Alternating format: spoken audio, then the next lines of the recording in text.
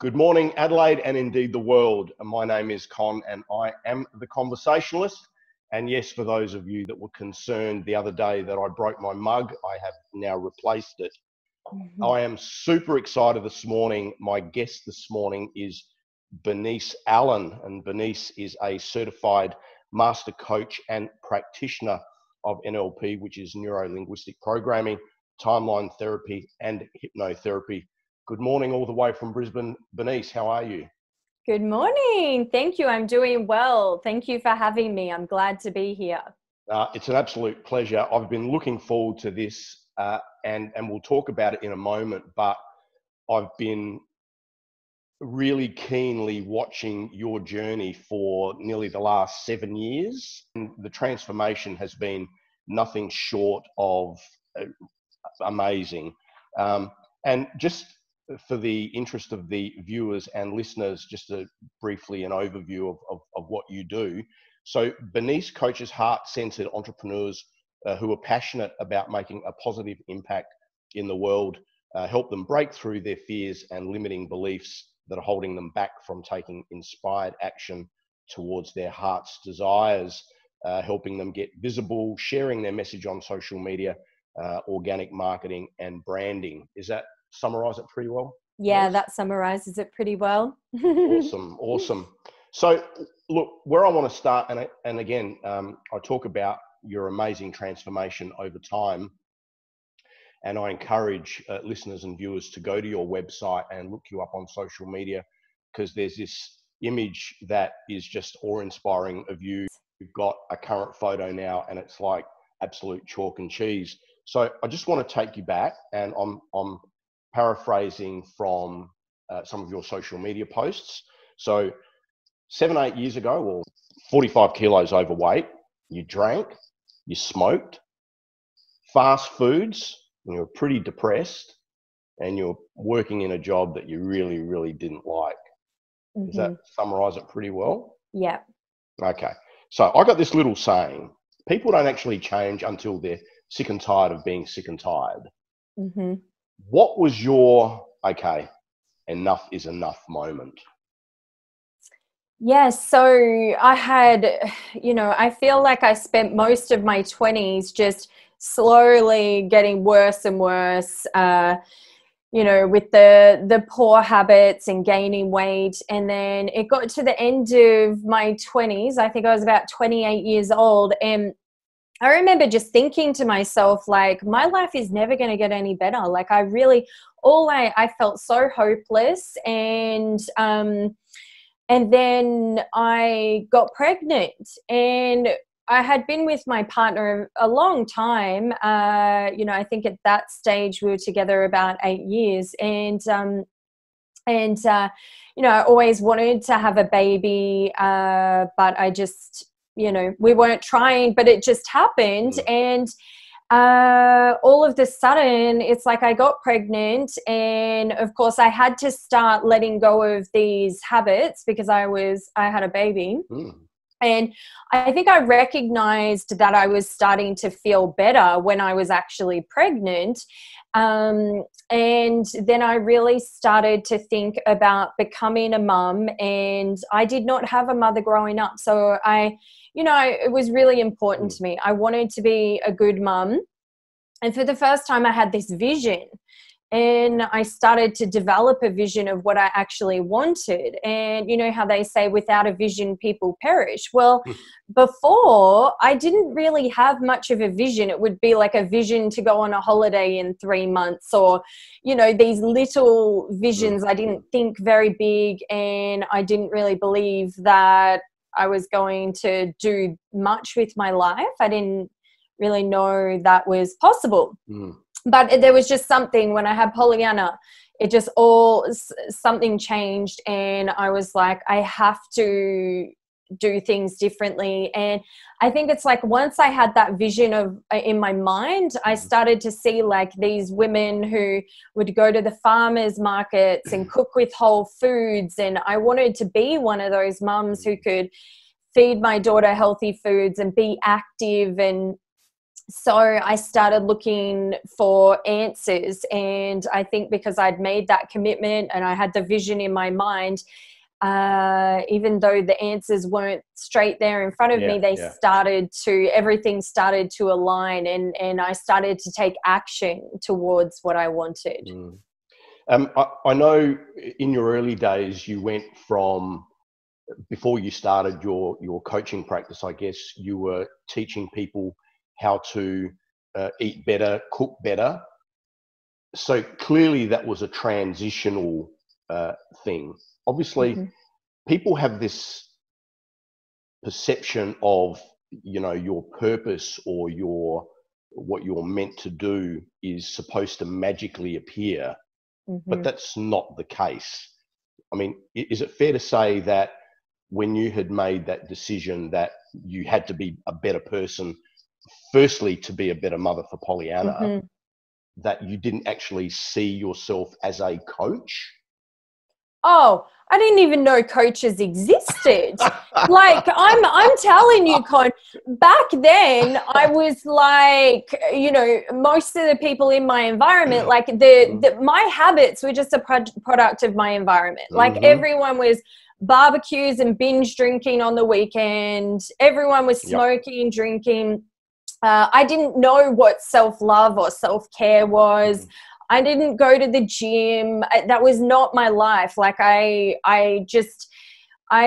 had no idea. And so like, yeah, when I first started to have these, you know, visions of being a better mum, I didn't know that there was coaches. I didn't invest in anything because we were just on one wage, and I'd never been taught that you could, you know, it was okay to invest in yourself. So all I could do was go to the library and hire the recipe books that I would see online that I wanted to buy, or I would watch documentaries. So I was very thrifty, and I was so determined. I wanted to learn about health and nutrition, wanted to learn how to cook foods. So I just started, you know, researching things online, going to the library, and I did it with a very low budget. I didn't really spend much money.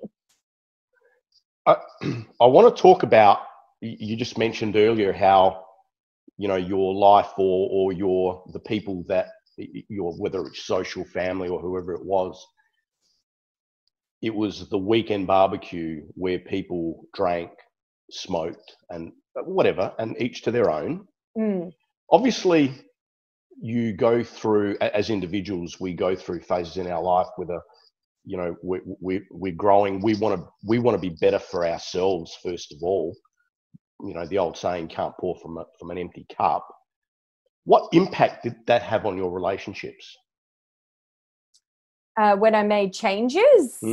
When you started implementing changes? You know, had to let go of like my wish would be, I actually wanted to lead by example for others. I think in the beginning, I was like, as I was learning these things, I wanted to start to tell everyone else, you know, in family and friendships, you know, do this, do that, but they weren't so open to the changes and listening to me either. So then I sort of shifted into, okay, all right, if I just lead by example, then eventually they'll catch on. And you know, my partner, he did after a while start to make healthy changes because he was seeing how happy I was. But yeah, I think, you know, it's sad because I wish for just to be loved and accepted and for people to see that, you know, I've gone on this journey and bettered my life, and actually all I want to do is serve them and be an example. But yeah, it does. It can have an impact, and where, you know, at some point, if people are not supporting you, it can really hold you back from accomplishing what it is that you really want to do in your life. So it's fair to say, without dwelling on it, it's fair to say that the people that you spent weekends with at barbecues, drinking and smoking, are not the people that you spend time with now? That's fair to say. Yeah. All right. And it's the age-old story. We are the average of the 5 people that we spend most time with, and yeah, it's so important to have that support.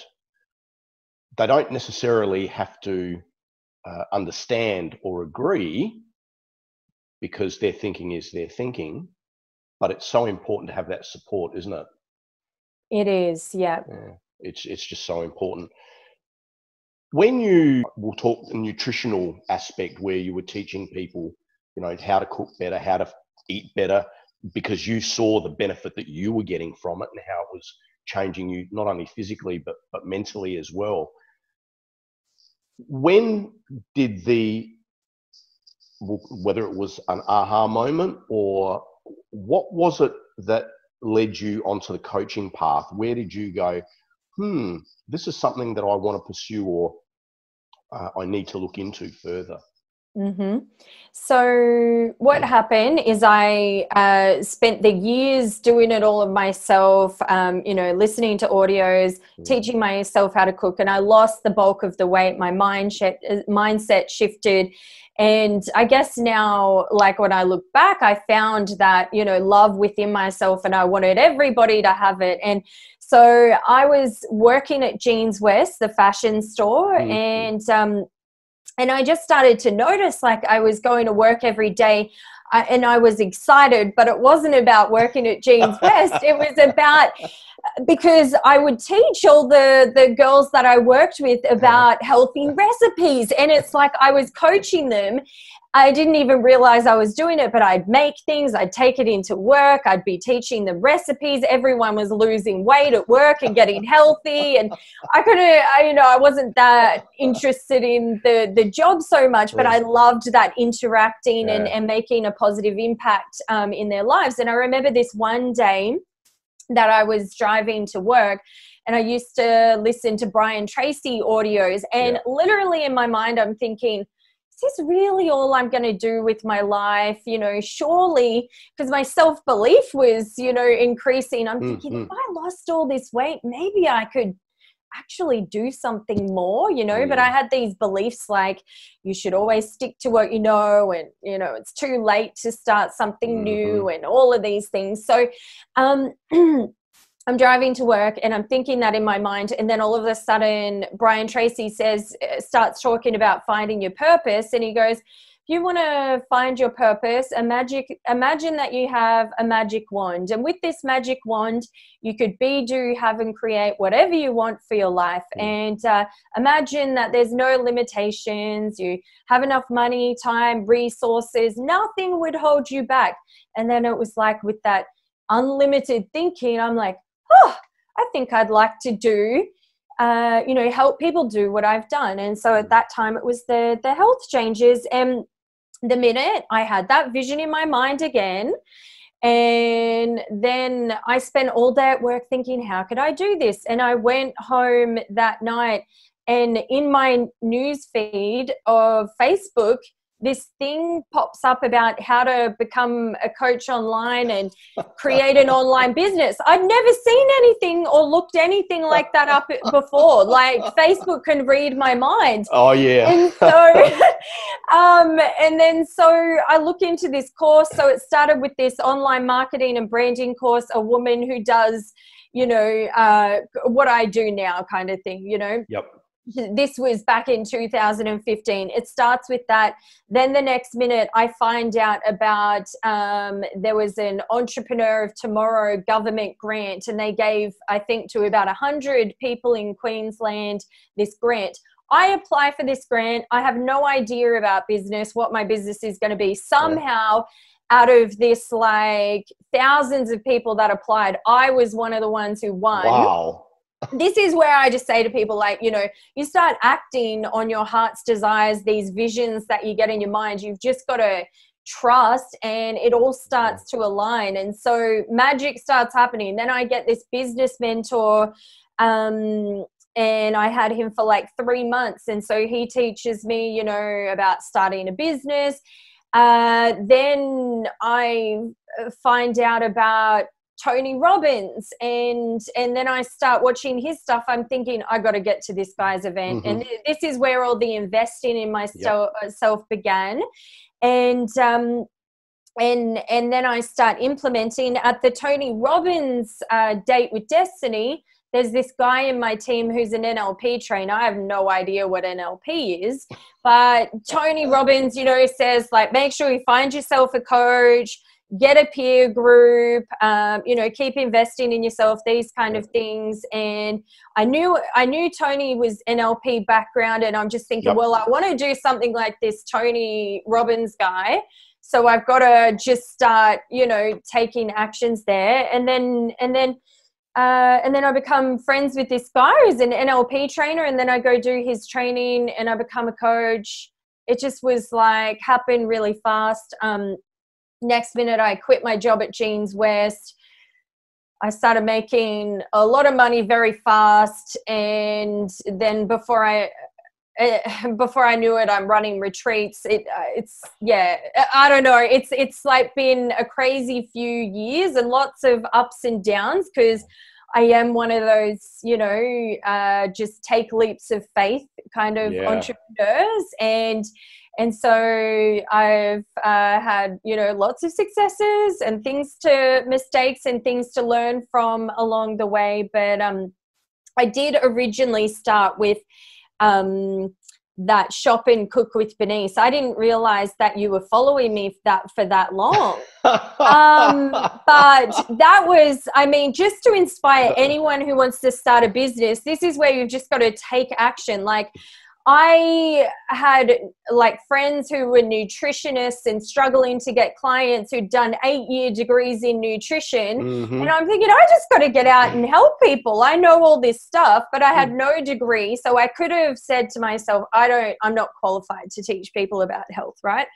But I just found some loopholes, and I looked some things up, and the business coach helped me.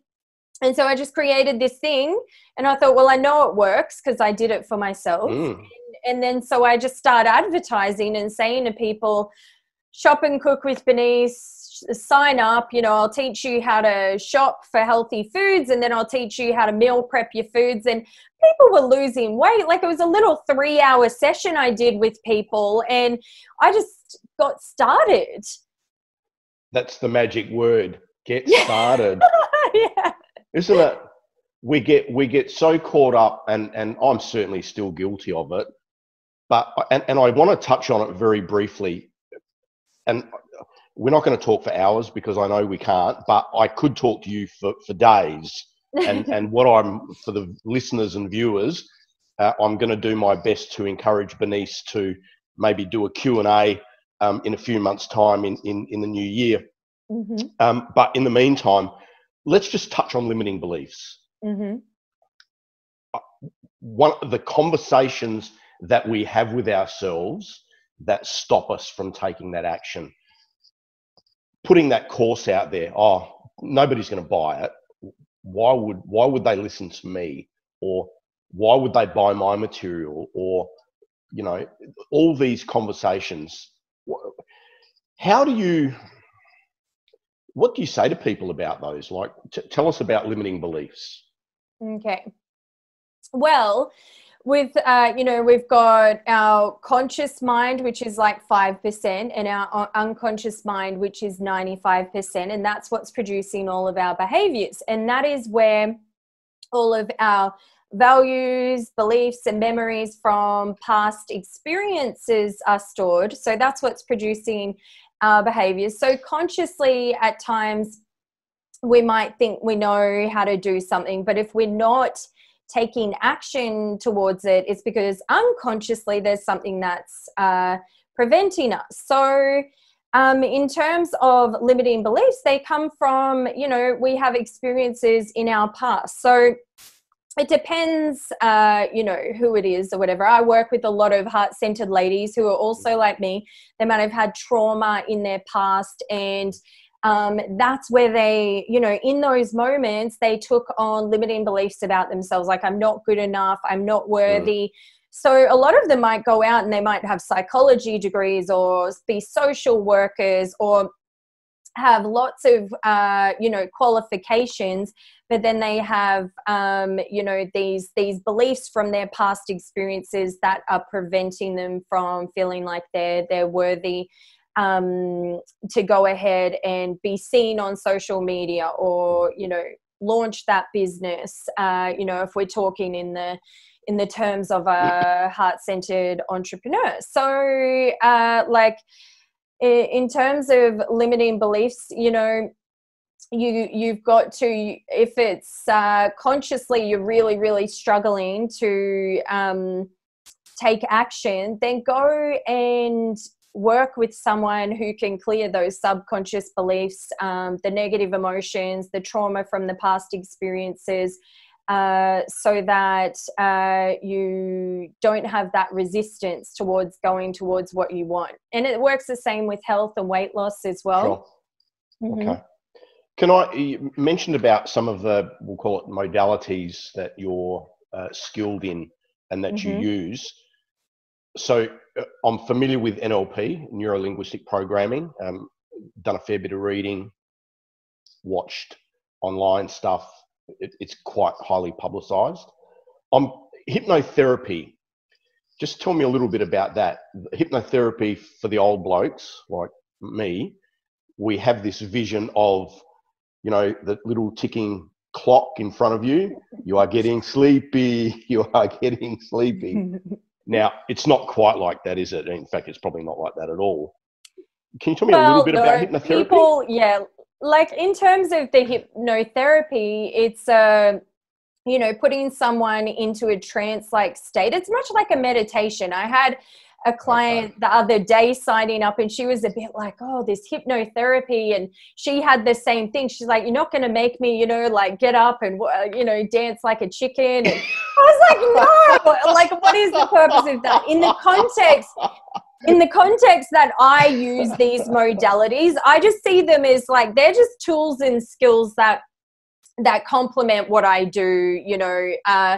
Actually, I believe I already, you know, have the gifts within me, and then I just learn these skills to complement what I do. And so in the context that I use it, so I might do a breakthrough session with someone, we do a detailed personal history of their life, and I find out, you know, where are all of these limiting beliefs and negative emotions coming from? What is the trauma? You know, what beliefs did they take on, and how is that preventing them from reaching their full potential or having the success they want in their business, relationship, health, these kind of things. Then spend time clearing out the limiting beliefs and the negative emotions using timeline therapy. And then you just finish it off with using hypnotherapy to install the things that they want, or, you know, use a hypnotherapy that is in alignment with whatever they, you know, are wanting. And it's like a meditation. Just, installing and programming the subconscious mind to produce the behaviors that we want. Right. Okay. And timeline therapy, I'm not really familiar with that.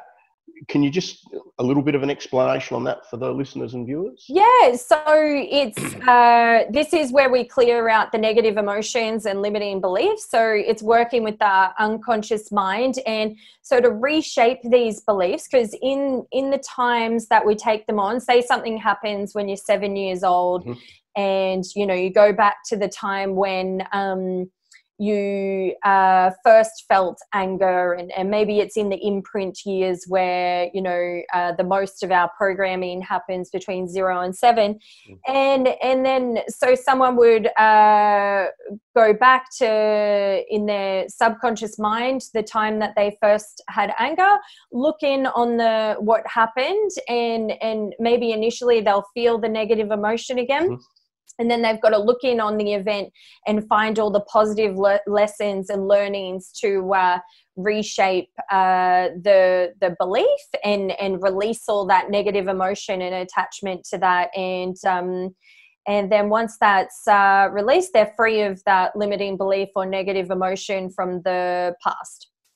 Okay. Oh, very interesting.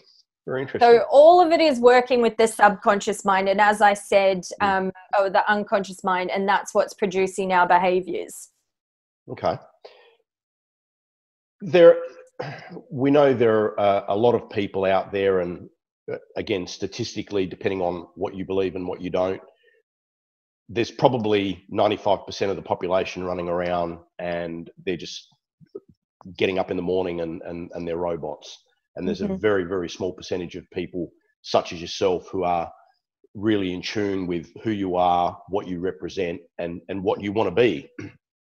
And I guess legacy, I use the term legacy quite a bit. There are people, I've been to workshops, seminars, and they always say the work actually starts after the seminar. Like, we learn all these things, everybody gets geared up, and then they get home and they get back into the mundane, and they're back to really where they were. I have no doubt when you speak to potential clients or clients that you would get things like, well, Bernice, you don't understand my circumstances. You see, mine's different.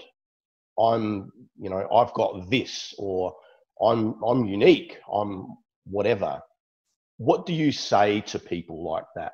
So there's either cause or effect. So someone's at cause, they know they're responsible for the results. So they are, regardless of external circumstances, or, they will just take action towards what they want. But yeah, someone who's in that I'm at effect of my circumstances,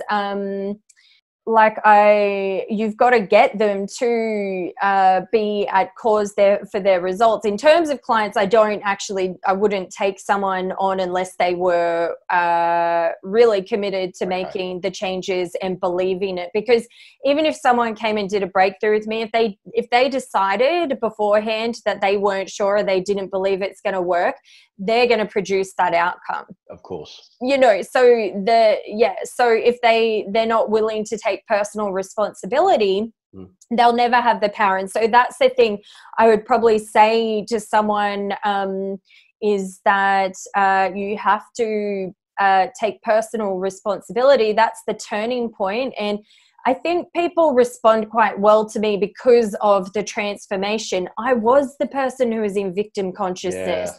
I remember having friends say to me, you could do this or you could do that. And I was like, I'm not changing. I just want to drink my alcohol and numb myself out. I'm not going to, that seems too hard to go see a psychologist or to go to the gym or change my habits. Like, I'm comfortable with my drinking and smoking and all these things. I don't want to change.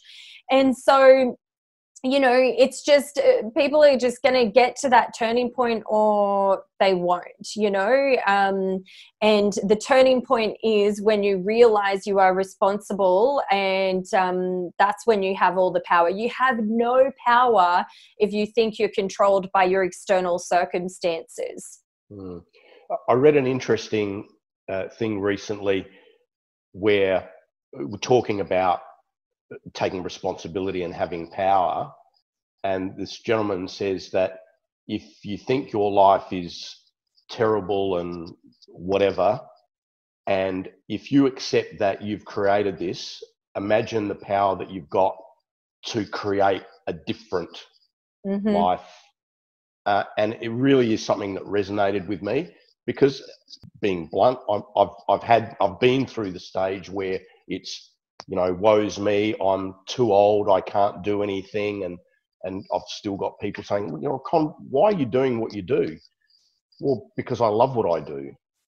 And I feel quite privileged that I get to spend a half an hour, 40 minutes talking to people like you, and, other people who have had, they're just so impactful in what they do. And it's a real privilege. I guess just before we wind up, Bernice, somebody's just doing it pretty tough at the minute, and life's just not what they'd really hope or wish for. Where do they start? What one little gem piece of advice would you give them?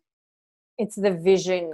Start with a vision. So if you are going through a difficult time, and please know this, anyone watching, I have difficult times too. Like, you know, you see the highlight reel on social media, but you know, like I go through difficult times. I can slip back into that feeling like a victim, or lose control of my thoughts and words and start creating what I don't want. You know, it happens, and we get tested at times. But what I've found is that just start with the vision. If you're going through a difficult time, even if the vision is just getting to the other side of the difficult time, and you just focus, where focus goes, energy flows. So keep focusing all your energy, and it doesn't matter if you keep getting hit with challenges.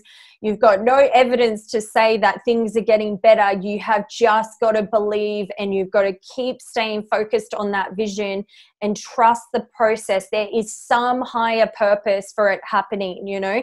Whenever I've had times in my life where everything's fallen apart, where I've had extreme challenges, all I believe is like something, there's going to be like something way better on the other side. And that really does happen. So if you, whatever you believe is going to project into your reality. So you just want to focus on believing, okay, there's this like really difficult time, but I'm growing, I'm getting stronger. I'm going to be even more resilient. I'm going to have even more wisdom on the other side of this. And, you know, there's going to be greater blessings on the other side, you know, and if you can just believe that and trust the process, you'll get through to the other side, and everything that you imagined will come true for you. That's very, very true, and very wise words. And I just want to touch before we go, you mentioned about social media, how it's, you know, it's a highlight reel, and we have, you know, as entrepreneurs or business people, or indeed as just human beings, we look at social media and we just accept that everything you see is true. Not that what you're portraying is not, but that it's, Bernice has this perfect world. You know, Con's life is perfect, or whatever. I said to somebody the other day, you know, for a couple of $100, I can go and stand in front of some rich person's house, ask them to take a photo of their Ferrari, and put it on social media, and hey, away you go. So comparison is this awful thing, and certainly it's one of my biggest challenges is comparing myself, you know, to other speakers and presenters and things like that. Is that something that you're still confronted with? Oh, look, you know, we all have times of comparison, you know. I try and just stay really focused on my mission, and you know, loving and accepting myself. I like to be really authentic and real and share as much as I can. You know, there is some times that you're actually going through it and you haven't got the lesson yet. You don't even know, like, what would I even say? So I'm pretty committed to just, you know, as I overcome challenges, to share. But in terms of comparison, like, you know, it is the thief of joy, and it's just best to stay in your own lane and focus on who are you, what are you here for, what is your mission, and stay really aligned to love. Like, I find if I'm comparing, it's because I'm feeling a little insecure within myself, or I'm procrastinating, or I know I'm, you know, playing small or something like that. And when you see other people, you've just got to know that they're only showing you what's possible for you anyway. Good point. And you know, I just go in and just focus on my goals and mission, and yeah. Bernice, it's been an absolute pleasure. I've had so much fun. As I said, I could talk to you for absolute hours. For our listeners and viewers, look up Bernice on her social media accounts. Look at her website, bernicefaithallan.com. The transformation, you have to see it to believe it, and looking and accepting that anything is possible. There couldn't be a better example. Bernice, again, I really thank you for your time this morning. It's been an absolute pleasure. My name is Con. I am the Conversationalist, and from our salubrious studios at Seaton, bye for now. Thanks, Bernice. Thank you so much.